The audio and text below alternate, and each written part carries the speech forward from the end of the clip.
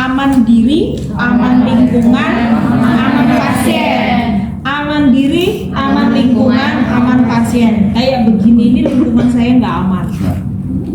Ya, kalau lingkungannya nggak aman, otomatis resiko cedera untuk saya terlebih dahulu dan pasien. Gitu, itu wajib 3A. Sesudah itu kontrak program dengan pasien, dijelaskan tujuannya Bapak atau Ibu. Ini lukanya seperti ini supaya percepatan untuk perkembangan lukanya, maka sesuai permintaan Ibu kemarin pakai terapi ozon, karena di ozon ini, terapi ozon ini dapat menambah oksigen, kemudian mengurangi jumlah kolonisasi bakteri. Terus kemudian kalau memang dilakukan pensterilan bisa dengan ozon ini. Ya. Kemudian pengangkatan atau autolisis debridement bisa dirangsang dengan lapisan dengan terapi ozon ini. Gitu. Bu, kalau misalnya terapi ozonnya tidak diberikan nggak apa-apa, kan gantinya ada salepnya, keluarkan cair, ya. Kemudian lukanya mencapai lapisan dermis, bahkan sampai ke subkutis, ataupun luka yang disertai dengan goa. Apa goa? Rongga. Apa goa? Rongga, ya. Pengukurnya apa kemarin namanya? Tulisannya tunnel, bacanya tunnel. Udah ya. Sesudah kontrak program selesai, cuci tangan selesai, kemudian kita menggunakan handsul bersih.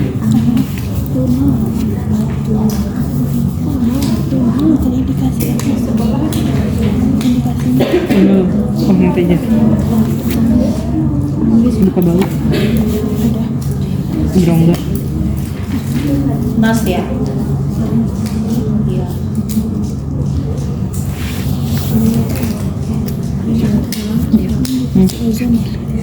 Kemudian kita pasang pengalas.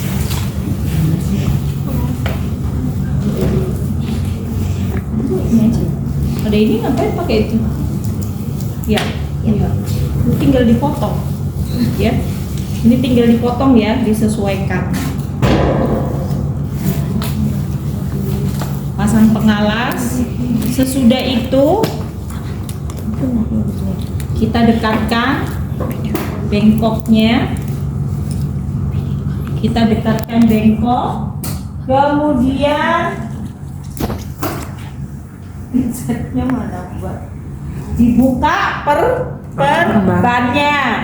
Sudah kan? Dibuka perbannya. Nah, terapi ozon ini tidak dilakukan pencucian terlebih dahulu. Karena apa? Kalau mulai berkurang, justru ketika belum dicuci ini kita terapi ozon untuk mematikan koloninya, gitu. Ya. Dibuka perbannya. Ya, dibuka perbannya. Kalau keras kita boleh semprotkan NaCl. Serut gitu disemprotkan. Ya, disemprotkan, tidak diguyur. Ya, karena ketika terapi ozon itu kondisi ini tidak boleh terlalu basah. Ya, jadi setelah dibuka, baru kita bungkus si kaki ini, kita siapkan tourniquet untuk pengikatnya. Bu, apakah boleh kita mengikatnya pakai karet? Boleh ya, very koloso. Kemudian kita masukkan kakinya. Ini misalnya kakinya panjang ya. Kemudian kita pasangkan. Nah, posisinya begini. Jangan kena luka. Jadi di bagian yang tidak luka. Kemudian kita rapatkan.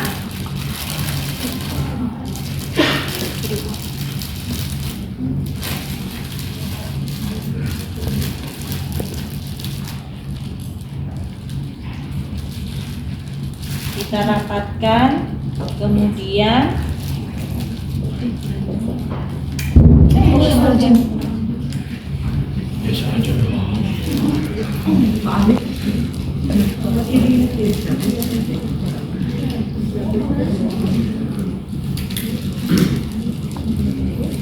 berapa lama Bu terapi ozonnya?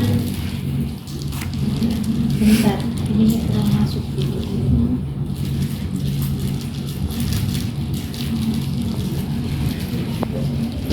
Terapi ozonnya berapa menit?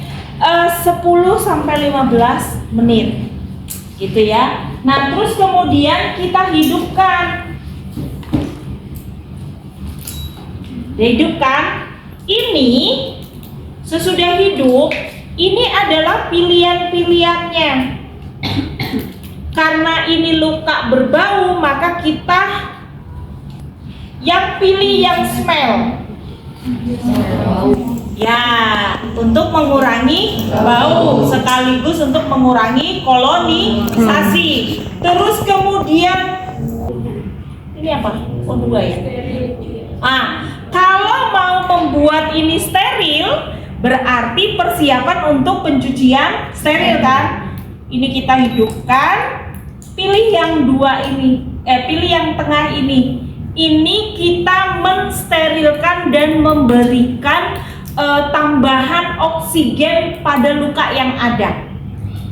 Gantinya hiperbarik. Kemudian kita, ya nanti dia mengembang nanti. Boleh berdiri, boleh yang berdiri. Nah ini mulai mengembang nih. Ya. Oh iya. Nah ya, biasanya pasiennya diletakkan paling tidak luasnya seperti di ruangan sebelah ini. Karena kalau nanti kita sterilkan, itu akan mensterilkan ruangan juga. Ini jadi alat ini bisa untuk steril ruangan, tapi tidak terlalu luas ya, gitu. Paling luas segitu, ya. 15 menit, misalnya sudah, kemudian kita matikan. Nah, ya, kita matikan, kita diamkan dulu, kurang lebih 5 menit. Kalau terapi ozon berarti ini kondisinya steril enggak?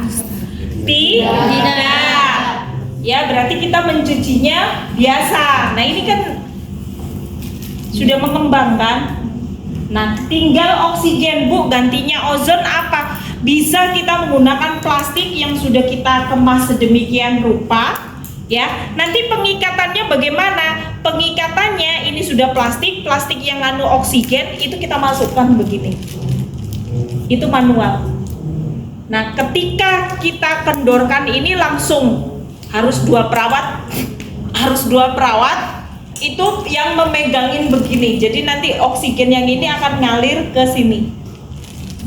Karena pada dasarnya penyembuhan luka untuk yang normal itu harus butuh oksigen. Gitu. Ini sudah selesai terapi ozonnya, kemudian kita buka. Gambaran lukanya bagaimana Bu? Dia akan lebih benyek. Nah, dia agak benyek. Nah, kemudian baru kita buka. Ini terapi ozonnya.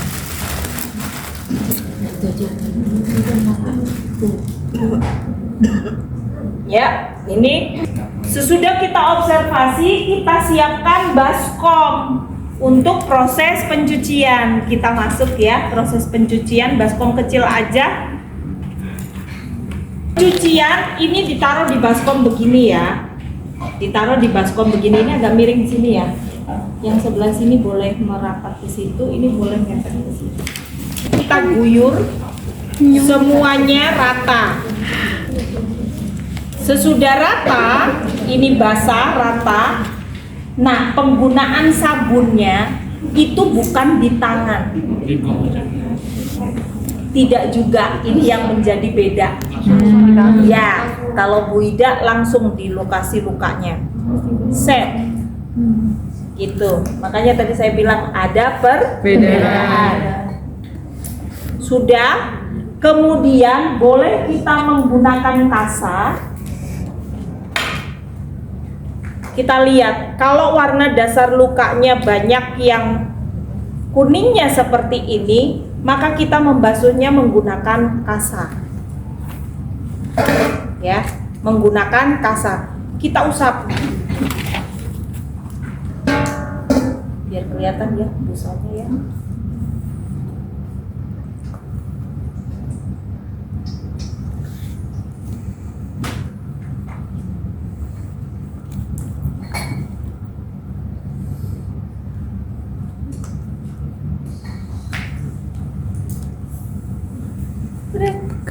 Diginiin aja, terus kemudian kita ratakan. Ini kalau warna dasar lukanya banyak yang kuning. Kalau warna dasar lukanya yang merah, dia sudah granulasi. Bu, boleh nggak menggunakan kasa? Boleh. Nah ini ya yang beda ya. Boleh. Kita menggunakan apa? Tangan kita. Posisinya 3 jari atau 4 jari. Kita akan bisa merasakan. Ya, kita akan bisa merasakan. Sambil Bapak ini nyeri nggak sebelah sini? Bapak nyeri, jangan diem aja mulutnya, gitu ya. Terus enggak, kita boleh ambil kasa. Nah, tuh, ya.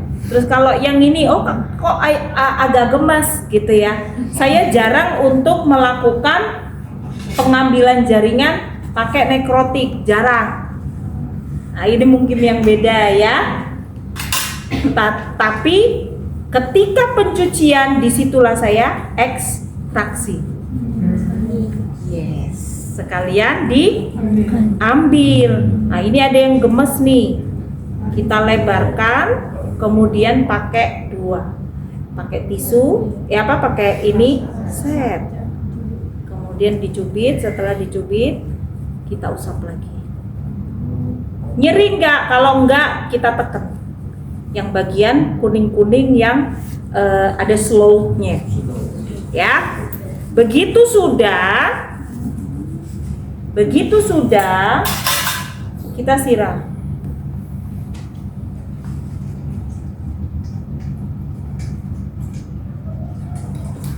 Jangan banyak-banyak dulu. Kemudian dibilas dengan menggunakan kasa kembali. Masih ada sabun atau tidak? Ini rata kembali. Rata kembali. Nah, untuk yang bagian dalam sini kita waspada. Nah, ini harus dibersihkan. Nggak boleh enggak. Harus dibersihkan, nggak boleh enggak. Karena jangan hanya fokus ke sini saja.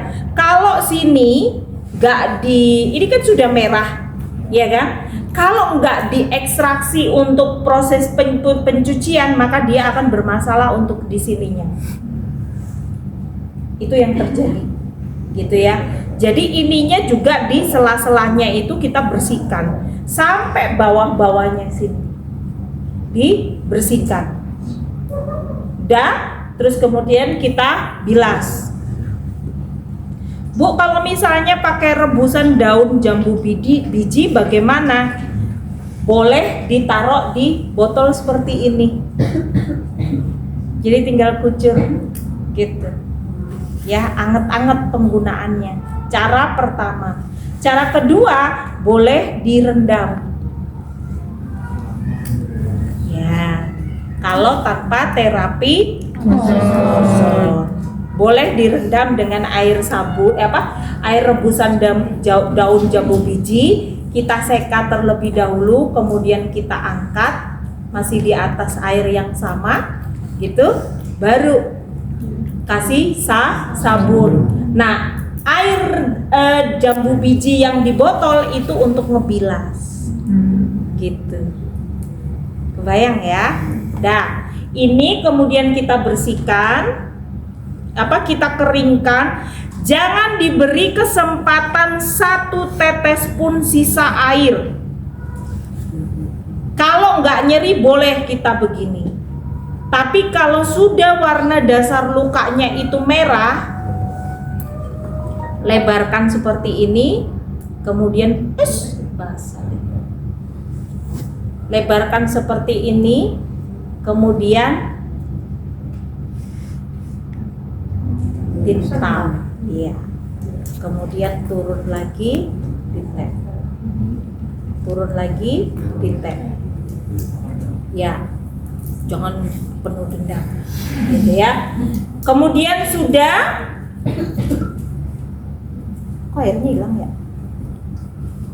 Kalau sudah, perlu ndak dia pengangkatan jaringan kembali, baru ganti handscoon steril, buka set steril, gitu kan tinggal menggabungkan dengan Pak Hadi, gitu ya. Jadi diekstrak dulu, diambil dulu ketika proses pencucian. Bu, kalau lukanya memang sesuai ini, bagaimana? Semuanya. Kalau terlalu besar seperti ini, saya biasanya ambil jalan pintas, saya rendam. Saya berikan 2 menit, kemudian saya lakukan penyekaan sambil masase, tangan 2, saya harus duduk jongkok begitu, tangan 2, kemudian kan pesnya keluar semua ya di air itu, kita angkat, siram sedikit pakai air NaCl atau apapun, baru sabun sambil masase lagi. Kenapa pas ada sabun kita boleh masase, disinfektan enggak? Gitu. Ya, sesudah ini baru dilanjutkan ke topical dressing. Dressingnya diingat, pokoknya kalau ketemu luka berbau, ada cairan, itu sudah mutlak dressing primernya adalah kalsium alginat. Ketika bau sudah hilang, baru boleh ganti ke metcovasin atau hidrokoloid. Ya, sudah. Nah, untuk terapi ozon selesai. Sekarang kita masuk ke swab. Prosesnya sama, cuci tangan, kontrak program, ya. Kemudian pakai handscoon. Pasang pengalas. Ya, pasang pengalas. Taruh bengkok, pasang pengalas, taruh bengkok, kemudian handscoonnya masih bersih. Kemudian dibuka perbannya, hati-hati jangan sampai basah, karena fungsinya untuk hanya buka perban. Perban sudah dibuka, nah ini tidak dicuci menggunakan air sabun, tapi cukup disiram dengan NaCl. Setelah itu dikeringkan. Sesudah dikeringkan, ganti pakai handscoon steril. Ya, tapi sebelumnya kita siapkan tangan yang steril, boleh hanya 1, ya, boleh hanya 1. Terus kemudian ini kita sudah siapkan begini, sudah,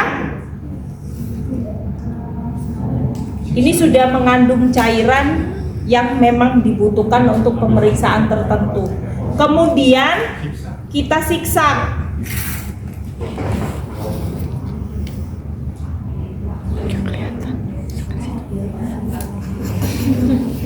Siksak seluruh sepanjang luka.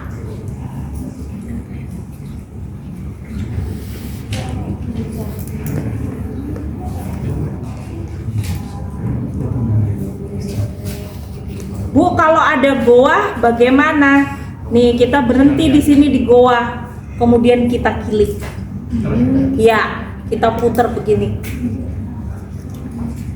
Kita putar, ya, terus kita lanjutkan siksak sampai terakhir. Bu, di situ kan ada 2 luka. Luka pertama yang lebar, luka kedua yang bolong ini. Ya kan? Jika memungkinkan untuk 2 bejana, kita menggunakan 2 bejana. Kita kasih tanda ini untuk luka yang besar, yang satunya luka yang kecil. Tetapi kalau hanya 1, setelah pilihlah luka yang paling kecil dulu.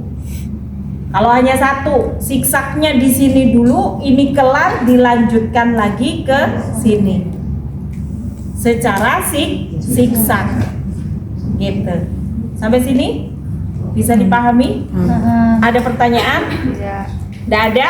Sesudah dilakukan swab, ini ditutup, kemudian dikasih tanda label, nama, tanggal lahir, dan tanggal pengambilan. Gitu. Ya, pemeriksaannya biasanya sudah sendiri-sendiri. Kalau biru itu pemeriksaan apa, kalau ini pemeriksaan apa. Bu, bagaimana dengan kultur untuk abses? Nah, ini misalnya punggung ya, abses ini bengkak nih, bisul gede banget. Nah, kalau memang butuh sesudah dihapus pakai NaCl, hapus saja, nggak boleh terlalu basah. Sudah dihapus, letakkan, terus kemudian kita siapkan bejana, kemudian kita siapkan jarum steril, kita lukai. Tinggal permintaannya apa? Kalau bersih berarti dari awal bisa kita tampung. Tetapi kalau steril, kita ambil kasa dulu, kemudian kita keluarkan sedikit, kita usap, kita buang, baru kita tampung. Tangan yang tidak dominan itu memberikan masase. Gini. Itu nanti gitu. Ya, ditampung, tampungannya lebih besar. Gitu. Ya. Biasanya terjadi pada pasien-pasien diabetes resisten. Ya, diabetes resisten sama. Terus kemudian kita beri label, kita bawa ke laboratorium gitu. Oke? Sudah? Dah. Perawatan luka selesai. Bu,